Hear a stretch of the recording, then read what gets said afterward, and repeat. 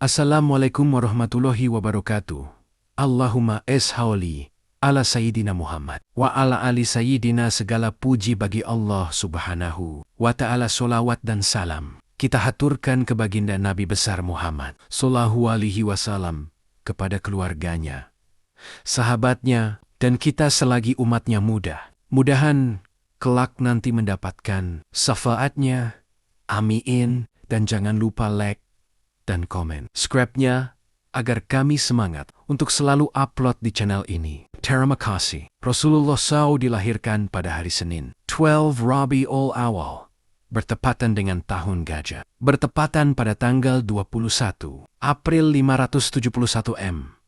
Beliau dilahirkan dari suku Quraisy, yaitu suku paling terkenal dan sangat dihormati oleh masyarakat Arab pada waktu itu. Dari suku Quraisy tersebut, beliau berasal dari Bani Hashim, anak suku yang sangat dihormati di tengah suku Quraisy. Nabi Muhammad SAW lahir dalam keadaan yatim karena ayahanda Rasulullah SAW meninggal dunia. Sejak Nabi berada dalam kandungan ibunda tercinta dalam usia 2 bulan. Setelah lahir, Nabi Muhammad SAW dibesarkan oleh kakeknya Abdul Muthalib dan kemudian diasuh serta disusui oleh Halimah Sa'diyah, seorang wanita yang dengan keikhlasannya Allah karuniakan kelimpahan air susu saat menyusui Nabi kecil. Semasa kecil, Nabi Muhammad SAW tumbuh sebagai anak yatim. Meskipun kehilangan ayah dan di usia 6 tahun, ibunya meninggal, beliau tetap berada dalam asuhan kakeknya. Saat kakeknya wafat, saat itu Nabi berusia 8 tahun, lalu dibesarkan oleh pamannya yang bernama Abu Thalib. Pamannya mengambil alih tanggung jawab untuk merawatnya. Meskipun tumbuh dalam keterbatasan, Nabi menunjukkan sikap yang mulia sejak kecil. Dikenal dengan kecerdasannya serta kejujurannya. Pada saat Rasulullah SAW, Abu Thalib mengajaknya berdagang ke negeri Syam. Sesampainya di perkampungan, busyra mereka disambut oleh pendeta bernama Buhaira. Semua rombongan turun memenuhi jamuan dari sang pendeta kecuali Rasulullah SAW. Sang paman menceritakan sifat-sifat yang dimiliki Nabi Muhammad SAW kepada Buhaira. Saat itu Buhaira mengatakan bahwasannya anak ini akan menjadi pemimpin yang besar di suatu hari nanti. Karena sang pendeta mengetahui ciri-cirinya dari kitab-kitab yang dikaji oleh sang pendeta, maka pada saat itu Buhaira meminta kepada Abu Thalib untuk tidak membawanya pergi ke negeri Syam karena khawatir kaum Yahudi yang berada di sana akan mencelakai Nabi Muhammad SAW.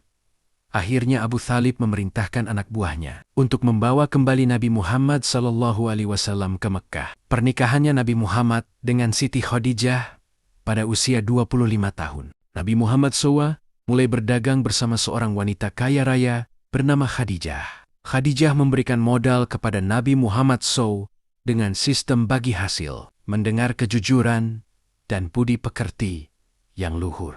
Akhirnya melamar beliau melalui sahabatnya, Nafisah binti Umayyah. Pernikahan mereka menjadi simbol kebahagiaan dan cinta yang tulus. Dengan Khadijah akhir hayatnya perjuangan dakwah. Ketika usia Rasulullah SAW mendekati 40 tahun. Dalam kesendiriannya tersebut, Nabi menghabiskan waktunya untuk beribadah dan merenungi kebesaran alam di sekelilingnya, serta menyadari akan adanya kekuasaan yang agung di balik semua penciptaan ini. Pada usia 40 tahun, saat Nabi Muhammad SAW sedang beribadah di Gua Hira, beliau menerima wahyu pertama dari Allah melalui malaikat Jibril. Ayat pertama yang diturunkan adalah surah Al-Alaq ayat 1-5 yang memulai peran beliau sebagai Rasul terakhir. Peristiwa ini menjadi titik awal dakwah Islam yang kemudian disebarluaskan secara perlahan di kalangan keluarga terdekatnya. Setelah menerima wahyu, Nabi Muhammad SAW mulai berdakwah secara terang-terangan. Meskipun mendapat dukungan dari sebagian kecil keluarga dan sahabat, dakwah beliau mendapat tantangan besar dari kaum Quraisy. Mereka menentang ajaran Islam karena khawatir hal tersebut akan merusak agama nenek moyang yang menyembah berhala. Abu Jahal dan Abu Lahab, dua tokoh Quraisy, termasuk yang paling vokal menentang Nabi. Bahkan mereka tidak segan-segan menyebar fitnah dan melakukan kekerasan terhadap Nabi dan para pengikutnya. karena tekanan yang semakin besar di Mekah. Nabi Muhammad SAW dan para pengikutnya akhirnya melakukan hijrah ke Madinah pada tahun 622 M. Di sana, Nabi diterima dengan baik dan mulai membangun masyarakat Islam yang kuat. Pada tahun kedua Hijriah, perintah zakat dan kurban mulai disampaikan kepada umat Islam sebagai bagian dari ajaran untuk berbagi dan membantu sesama. Wafatnya Nabi Muhammad SAW ketika dakwah sudah semakin sempurna dan Islam sudah mengendalikan keadaan. Mulailah tampak tanda-tanda perpisahan Rasulullah SAW. Hal tersebut tampak dari perasaan, ucapan, maupun perbuatan beliau. Pada hari Senin ketika kaum muslimin akan melaksanakan syalat syubuh diimami Abu Bakar, Rasulullah SAW membuka tirai rumahnya untuk melihat mereka. Beliau tersenyum. Abu Bakar mundur ke barisan syaf syalat karena dia mengira bahwa Rasul akan menjadi imam syalat. Namun, Rasulullah SAW melambaikan tangannya dan memberikan isyarat agar mereka meneruskan syalatnya. Kemudian beliau masuk kembali ke kamarnya dan menutup tirai rumahnya. Setelah kejadian itu, waktu duha, hari Senin 12 Rabiul Awal, tahun 11 hari. Tepatnya usia Nabi Muhammad SAW 63 tahun. Nabi Muhammad SAW wafat, meninggalkan umatnya pada masa itu. Kesedihan pun saat itu memuncak karena ditinggalkan oleh sang kekasih tercinta, yaitu Nabi Muhammad SAW. Semoga kita salah satu hamba Allah, suatu yang mendapatkan syafaatul ujma nanti di yaumil akhir. Amin ya Rabbal Alamin.